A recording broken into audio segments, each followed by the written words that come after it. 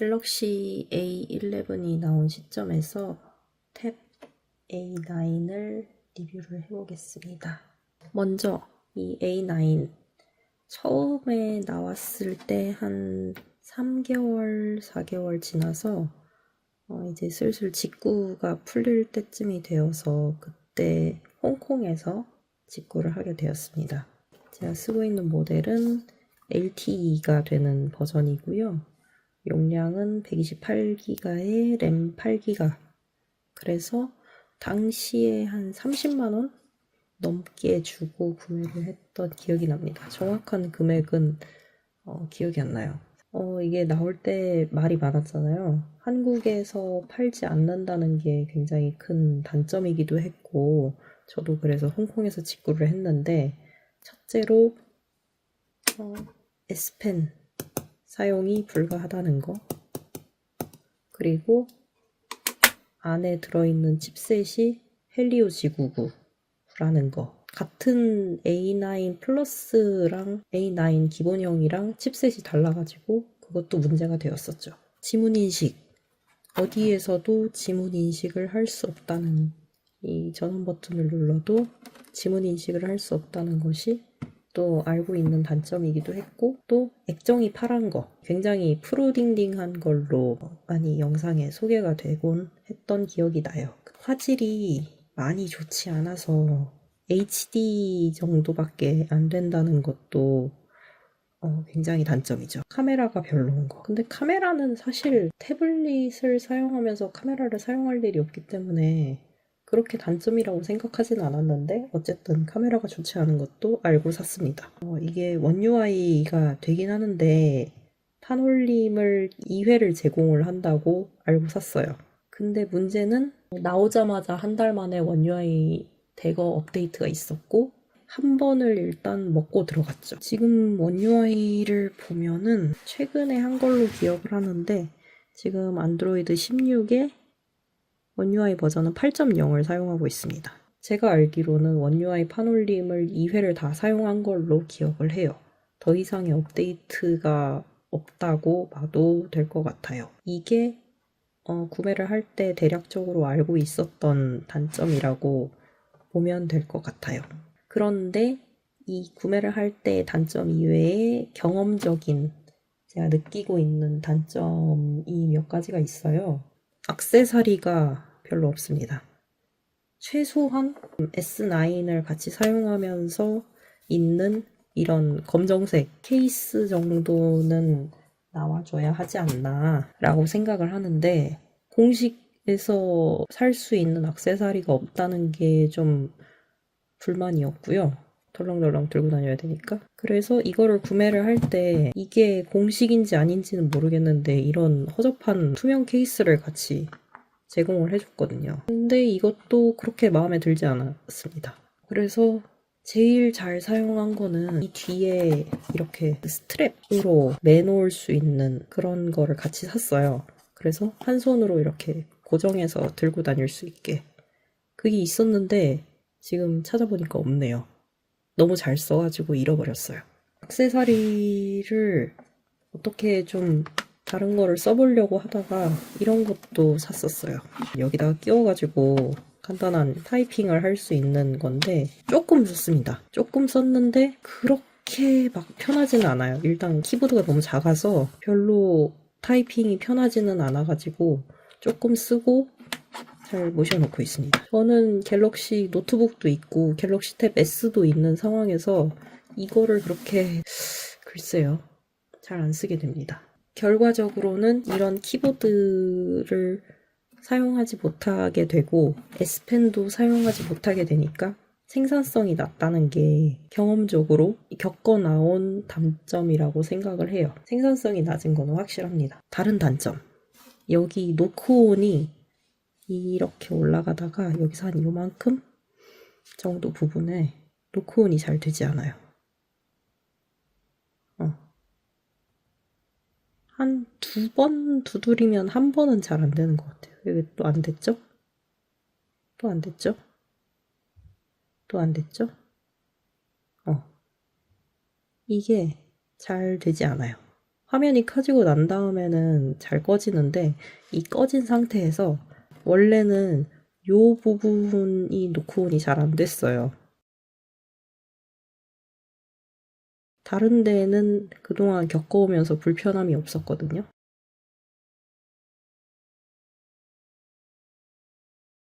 이 부분에서 약간 내려온 이 부분에 노크온이 안 되는 오류가 좀 있었는데 오늘 테스트 해보니 이 위쪽도 잘 안 된다. 그래서 노크온이 항상 잘 되지 않는다. 다른 데는 괜찮습니다. 그렇게 막 크게 불편할 정도로 노크온이 안 되는 오류는 지금 보니까 조금 잘 안 되는 것 같은데 하여튼 이 부분을 잘 노크온 할 때 터치하게 되지 않는다는 그런 습관이 생겼어요. 빛샘이 있습니다. 지금 찍고 있는 이 카메라에 잘 보일지는 모르겠어요. 저기 약간 노르스름하게 밝아지는 오류가 있습니다. 이렇게 하면 잘 보이나? 잘 안 보이는 것 같은데 그게 좀 아쉽고 얘를 맥세이프 케이스가 있었으면 좋겠다는 생각을 계속 하고 있어요. 사용성이 훨씬 더 좋지 않았을까. 아이뮤즈에서 나온 8인치 태블릿 뒤에는 맥세이프 케이스가 있다는 이야기를 지나가다가 들은 것 같은데 또 단점이 정말 계속 나오는데 이게 군락이 되지 않는다는 단점이 있습니다. 여기에 있는 디스플레이 어시스턴트 베타 버전, 나이스 캐치, 드랍십, 원핸드 오퍼레이션 이렇게 4가지 이외에는 사용할 수 있는 게 없습니다. 갤럭시 꾸미기 예를 들어 테마파크 이런 거는 사용할 수가 없어요. 사운드 어시스턴트, 키카페, APK를 어거지로 다운을 받아서 키카페 등을 사용을 하고 있습니다.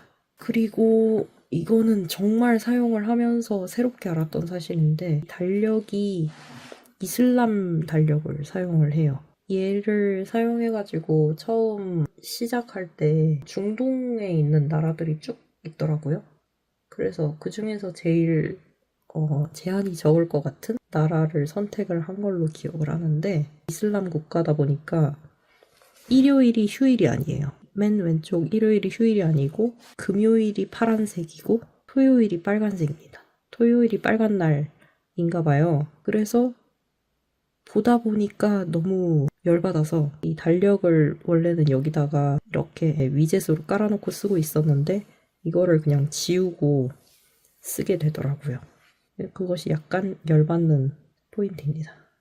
그러면 이 A9에 대해서 굉장히 많이 깐 것 같은데 그럼에도 불구하고 저는 왜 A9을 아직도 사용하고 있을까요? 그것은 역시 삼성에서 내놓은 가장 쓸만한 8인치 디스플레이였기 때문이라고 생각을 합니다.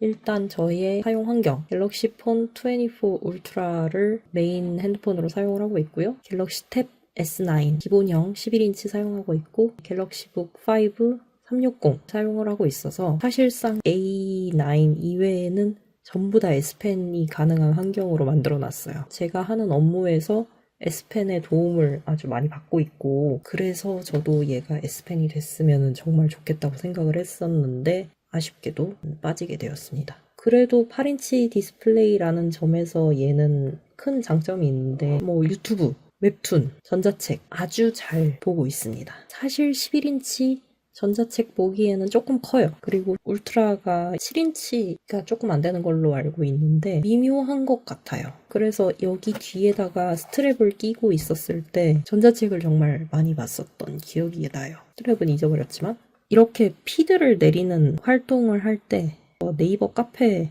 인스타그램이라든지 화면이 크게 나오는 환경이다 보니까 상당히 가독성이 좋았습니다. 글도 잘 읽히고 사진을 볼 때도 시원시원해서 굉장히 만족감이 높았어요. 쇼핑할 때 삼성 패스가 안 된다는 단점이 있지만 결제를 할 수 있어서 편했고 이런 이미지를 볼 때도 이런 글자가 핸드폰으로 보기에는 좀 작을 수 있다고 생각을 하거든요. 근데 이미지와 글자가 시원시원하게 크게 읽혀서 장점이라고 봅니다. 이렇게 피드를 내리는 활동에서 굉장히 편하게 사용을 하고 있고요. 여행할 때 유튜브를 여기다가 오프라인 저장으로 잔뜩 받아서 갔고, 왜냐면은 얘는 지금 128기가짜리를 사용을 하고 있다 보니까 용량 면에서는 부족하다는 생각을 한 번도 한 적이 없었거든요. 구글 지도를 여기에 저장을 해서 다니면은 여행할 때 굉장히 편리하게 사용을 할 수 있었습니다. 저 혼자만 볼 때는 사실 핸드폰만 가져가도 상관이 없을 것 같은데, 다른 일행이 있으면은 구글 지도를 이걸로 같이 보게 되니까, 이렇게 같이 지도를 보게 되니까 길을 찾을 때 나의 위치와 목적지를 보여주면서 함께 여행하기에 굉장히 좋았어요. 탭 S9이랑 갤럭시북을 사용을 할 때 옆에 자료 같은 거를 띄워놓고 사용을 한다는 점에서 그거는 이제 정말 핸드폰은 할 수가 없는 영역이라고 생각이 들거든요. 세로형 자료 화면을 옆에 띄워놓고 S9을 여기다가 놓는다든지 뭐 노트북을 놓는다든지 보고 무언가를 할 수 있다는 점에서 사용성이 괜찮았고요.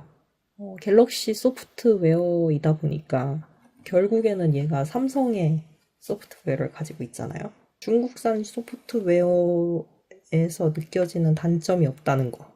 광고 이슈도 있었고, 직구로 중국산 태블릿을 구매할 때 일어나는 중국어의 흔적이라든지 그런 사소한 부분에서는 굉장히 좋았었던 것 같습니다. 결과적으로는 압도적으로 이 휴대성이 좋다는 것이, 화면이 크면서 휴대성이 좋다는 것이 장점의 대부분인 것 같아요.